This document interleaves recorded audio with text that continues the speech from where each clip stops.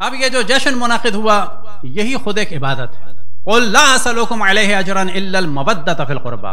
محبت جو ہے وہ چھپی بھی ہو سکتی ہے، تقاضا کیا گیا ہے مودت کا کہ جو اجاگر ہو. اب اس محبت کا فائدہ کیا ہے؟ ویلفیئر کے نام پر ایک فتنہ کیا جاتا ہے.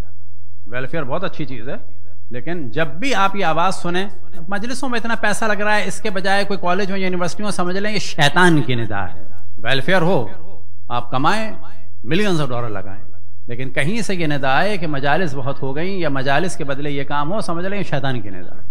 کبھی بھی یہ ندا نہیں آتی کہ عید قرباں کی قربانی کو چھوڑ دیا جائے، غریبوں کو دے دیا جائے، کبھی بھی نہیں آتی. حتیٰ وہاں جا کے قربان کیا جاتا ہے، پھر وہاں سے وہ مختلف ممالک میں ڈیلیور ہوتا ہے جو زیادہ مہنگا پڑتا ہے. تو اس ذکر کا فائدہ کیا ہے؟ اس مودت کا فائدہ کیا ہے؟ تاکہ کثرت سے ان کا ذکر ہو. جب کثرت سے ان کا ذکر ہوگا تو خود بخود صحیح دین ملے گا اور صحیح دین پریزرو رہے گا. یہ یاد رکھیں.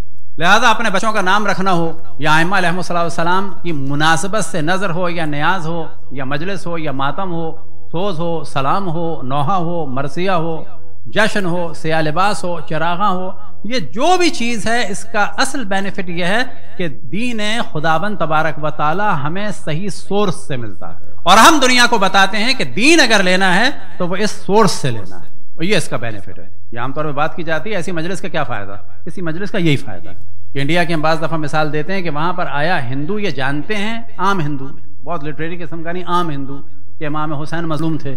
یعنی کیا کوئی ہندو یہ سمجھتا ہے کہ معاذ اللہ معاذ اللہ معاذ اللہ امام حسین ظالم تھے یا مظلوم؟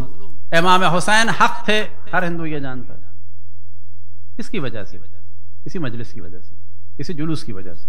یہی اس کا بینیفٹ ہے. بینیفٹ کی پہلے ڈیفینیشن بیان کرنی ہوگی. لہذا جو آپ سے کہے کہ اس کا بینیفٹ کیا ہے، کیا اس کا فائدہ ہے، تو فوراً کہیں کہ تمہاری نگاہ میں کون سا فائدہ تھا؟